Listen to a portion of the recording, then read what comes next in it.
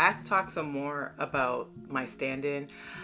I have finished reading the novel version of my stand-in, and dear God, I thought Ming was a horrible SOB. He's actually 10 times worse than the book. Oh my God.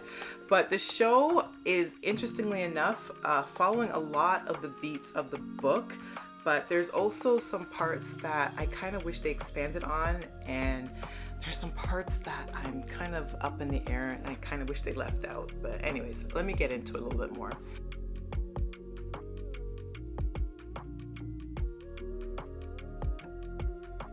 Hi, I'm Monique. I am the host of Off by Purple Heart podcast, where I talk to you about K-dramas, C-dramas, BTS, and whatever else I want. My stand-in.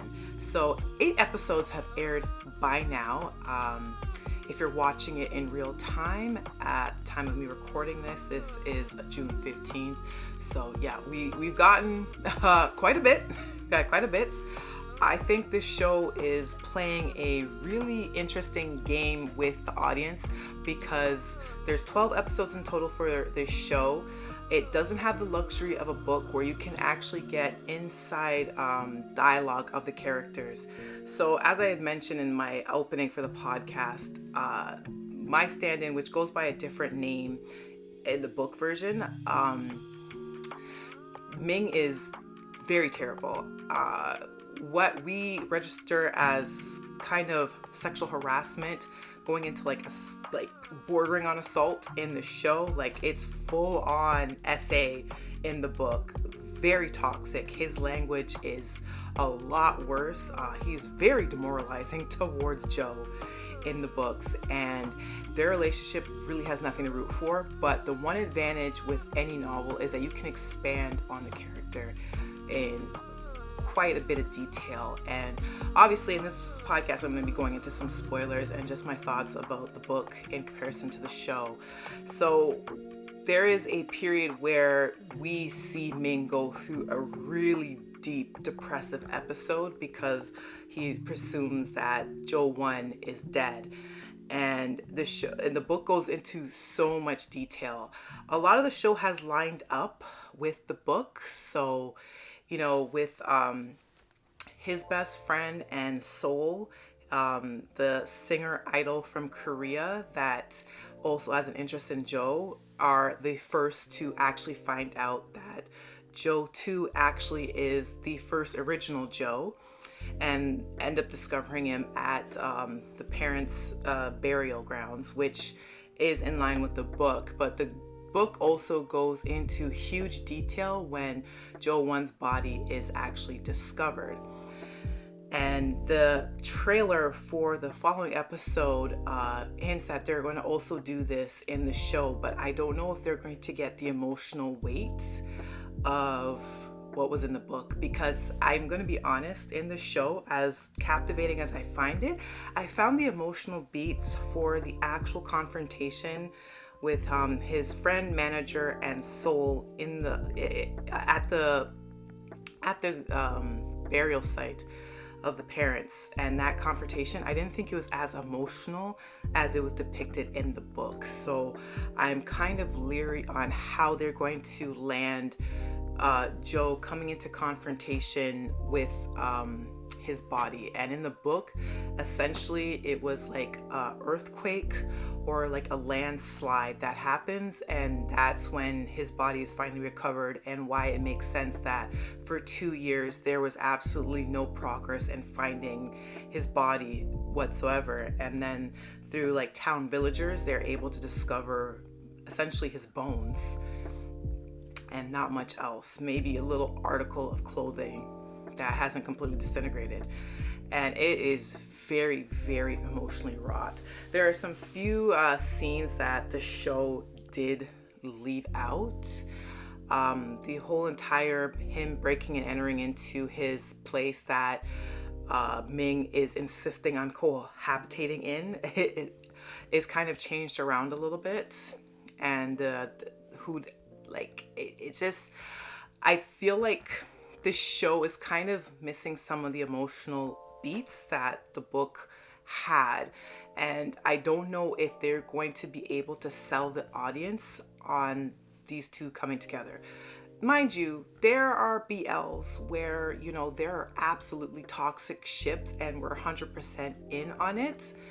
But with this show, it's not something like, I would say, Kin Porsche, for example. And Vegas seems to be a character that a lot of people cite as a character that is very toxic, has very negative qualities, is a slimy person, but because of how he's portrayed, not even just acting, but writing wise, he's a very captivating character. He's very charismatic and you feel drawn in. And even though his destructive relationship with Pete would normally like make you want to vomit, but the two actors are just so incredibly compelling and how they portrayed it, you end up rooting for it anyways, even though you know it's so destructive. Whereas with this show, as much as I have a lot of love for Up, and I think he's really great, there is just something about Ming I just cannot get around to.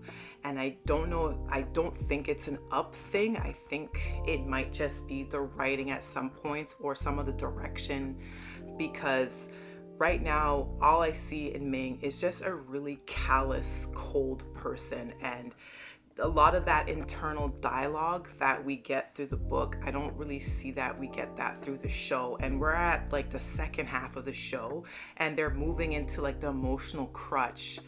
And maybe next week with episode 9 and how they choose to play out the discovery of the original Joe's body, maybe the emotional intensity will be kicked up a notch and we will finally land this ship. But obviously narrative wise, they want us to root for this character. They end up as endgame in the novel, and the show obviously wants them to be endgame as well, but I'm not sold on it. I am still actively rooting against them. And with the novel, the sole character, he goes by a different name in the book, but he actually is a little bit more manipulative and clingy. So even though you definitely want Joe away from Ming, you also know that the other option isn't really great option either. Whereas in the show, Soul really comes off as a really decent guy.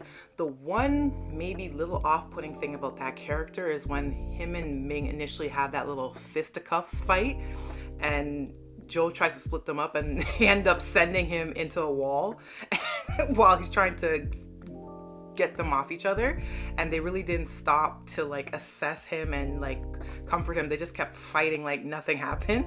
That was probably the only dark spot. But that character and the amount of times that he has offered to take on Joe's debt just so he can get away from Ming. Yeah, part of it is because he does have romantic interest in him, but I feel like this show has really portrayed him as someone that does love, does care, and have a lot of respect for Joe. And the show, honestly, the way they set it up, I genuinely think that him and Soul have better chemistry, and I actually want that ship to happen. Like, I genuinely want Soul and Joe to be together, and I don't think this many episodes in, I should be rooting for a side character and the main couple, right? And for the main couple, like, I should want the main ship. Even with how nasty Ming is, I should have this general pang of, oh my god, he is awful, but I truly understand why he's behaving this way, and I want somehow inexplicably for them to work out. And I just don't feel that way when I watch the show. Even when Ming is crying, like that whole thing where he was on set and he finally put two and two together, that, oh my god, the one back that I fell in love with, that was my sexual awakening, and oh my god, I had him this whole time, and then it's because of me that he died, and he starts bawling and totally ruins the shot, and the extras and everybody else on set's like, what the hell's happening, you know? And I didn't feel anything. All I felt was annoyance. I'm like, well, great, jerk, you just set back filming by how much? Like, they did all this intricate choreography, there's all this pyrotechnics at display, this is like a huge deal, this is like a remastering of Tong's career breakout role. This is supposed to be huge for Joe too, and his career as a stunt double. And here you come running onto set while they're still actively filming, and you're totally ruined the shot with your little emotional outburst. Like, get the hell out of here. And I don't think I'm supposed to be feeling that way. I guess it's gonna have to be a wait and see kind of a thing, but I genuinely do love Up, and I love Poom, and I think they look fantastic together. And while I said in my first podcast episode about my stand-in, I like the little cat and mouse play that they had. Now that we're much further along into the show, I absolutely am rooting actively against them, and I just can't see how they're going to turn it around in the next few eps for the ship to sail, for us to want to make it for the final act. I don't know. I have a lot of reservations, but I can tell you the book is not politically correct in any stretch of the means. It's awful. As far as how Ming treats Joe, he is 1,000 times worse. But to give the book credit, it really dives into psyche of Ming a lot, and I do mean a lot, and a lot of the inner dialogue and the turmoil that he went when Joe was presumed missing, and the entire sequence of him, or at least his body, being decomposed, and the level of grief that Ming goes through. The book does a good job in describing it in vivid detail. So even though you can come to terms with how awful Ming is, you secretly kind of root for it, even in its toxicity, just because of how well they're able to sell in the book the level of depression that he goes through, and the remorse he has that he didn't appreciate what he had while he had it in his first lifetime. And it's kind of hard to get that nuance when you do anything live action. You have, run times that you deal with, and with television shows, you have to do more show than tell.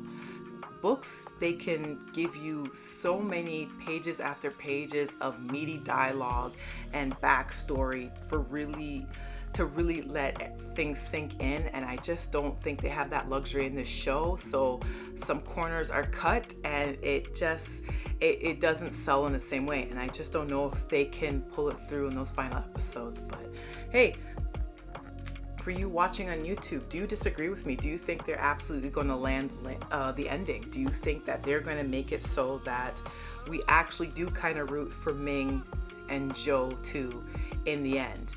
Tell me your comments down below.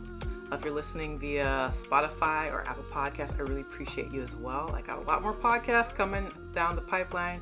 There's a lot of stuff to review, so stay tuned for that, okay? Thank you so much, and until the next one. Bye.